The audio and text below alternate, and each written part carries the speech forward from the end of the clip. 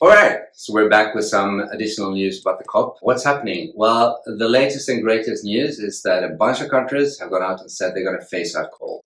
Great. And yet this should be so trivial. If we're going to solve climate change, we really have to phase out coal.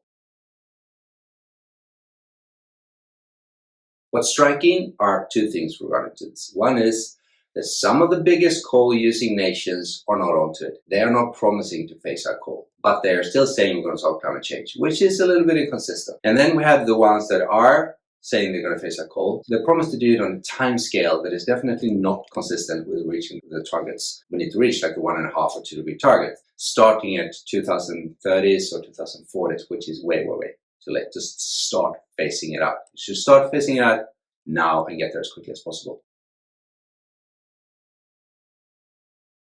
And there's something here which is very much true of how most of these pledges are being made. They are being made on a time scale that's quite long. We are going to reach net zero emissions by 2050. We are going to phase out coal by 2040.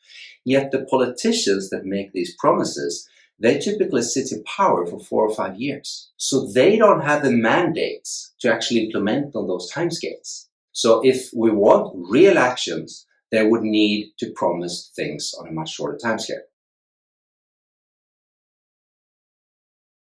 Still, having said that, from year to year, COP after COP, they're making bolder and bolder, stronger and stronger statements and still sort of moving closer and closer to the actual time date. So even though they're still not on their own timescale of mandates, it is very clear, they're sending very clear signals to the industries where this is going. We are going to solve climate change, you are going to have to decarbonize. So if you want to sort of manage your business risk, regardless of which vertical in the industry you're in, you really should get a strategy for how to solve climate change. And the sooner you get there, the better it will be from a business perspective, regardless of when the policies are being implemented. Because there's this other side to these promises as well, which is being discussed during the COP, and that is the financials of it. Countries are really worried about falling into financial crisis due to trying to solve climate change. And this makes a lot of sense. Climate change is not the only issue that is important. There are a lot of things that are important. If we said we were going to save climate change tomorrow, let's turn everything off. Stop digging up fossil fuels, stop burning them, no more cars, no more power plants, they use fossil fuels whatsoever. The world would immediately fall into the deepest depression imaginable. We'd get sort of civil uprisings, you get civil wars. We'd quickly get to a place we wouldn't want to be. So that's not an option. We need to transition smoothly.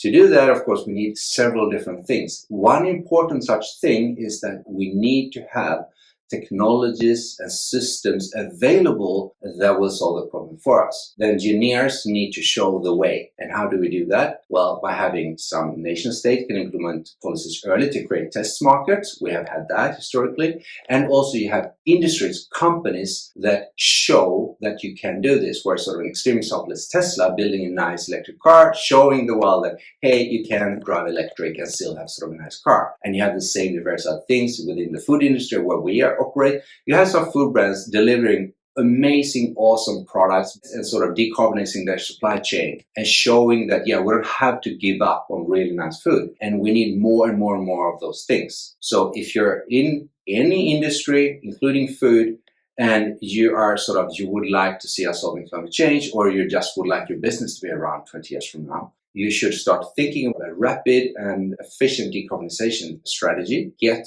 rid of your own emissions, show the world that it can be done. You can produce these amazing products with no or almost no emissions. And that will do two things. It will show the politicians that, hey, this problem is solvable.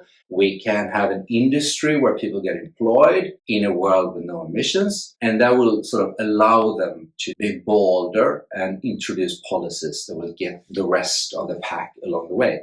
And once those policies get into place, you already have the solution, right? So you get a strong sort of competitive advantage against your competitors who haven't done anything yet. So you'll create the market where you'll grow and flourish, and you'll have solved the problem, right?